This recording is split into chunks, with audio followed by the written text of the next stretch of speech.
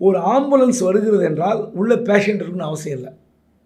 இங்கே வேற எங்கேயாவது இடத்துலேருந்து பிக்கப் பண்ணுறதா கூட இருக்கலாம். வேற எங்கேயாவது இடத்துல மயக்கமாகி அல்லது உயிருக்கு போராடுகின்ற ஒரு நபரை அழைத்து செல்வதற்கு கூட வரலாம். எப்பவுமே ஆம்புலன்ஸ்னால் அதில் பேஷண்ட் இருக்குன்னு அவசியம் இல்லை. ஒன்று. ரெண்டாவது, சரி உங்கள் கூட்டம் நடக்கிற தெருவில் ஒருத்தர் மயங்கி விழுந்து விட்டார், அதனால தான் வந்ததுன்னு சொல்லி இப்போ திருச்சிங்கிற சம்பவத்தை திமுகவினுடைய மருத்துவர் அணி பிரிவு செயலாளர் 7 எம்எல்ஏ சொல்கிறார். சரி, அதுவே பொய்ன்னு வச்சுங்க. அந்த தெருவில் எப்படி மயக்கமாகிவிட்டார், அதுக்கு ஆதாரம்லாம் இருக்குன்னு சொல்லியிருக்காரு. ஒரு பெண் மயக்கமாகிவிட்டார், அந்த ஃபோன் அழைப்பு இருக்குது, அந்த பெண் யார் என்பது தெரியும்.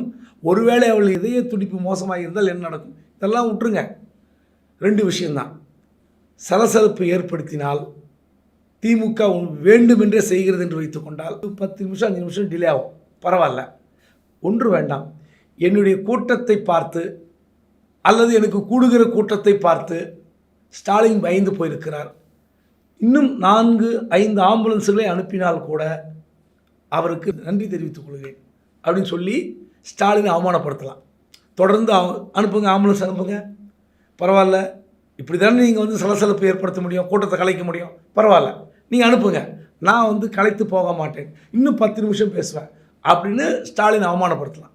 அல்லது ஆம்புலன்ஸ் வருகிறதில்ல, ஏற்கனவே அணைக்கட்டில் நடந்தபோது தான் நம்பர் நோட் பண்ணுங்க, அந்த ஆம்புலன்ஸ் இன்னொரு முறை வந்தாக்கா அந்த ஆம்புலன்ஸில் அந்த டிரைவர் பேஷண்ட்டாக போவார், இப்படிலாம் சொல்ல வேண்டிய அவசியமே எடப்பாடிக்கு தேவையில்லை. என்ன சொல்லியிருக்கணும்?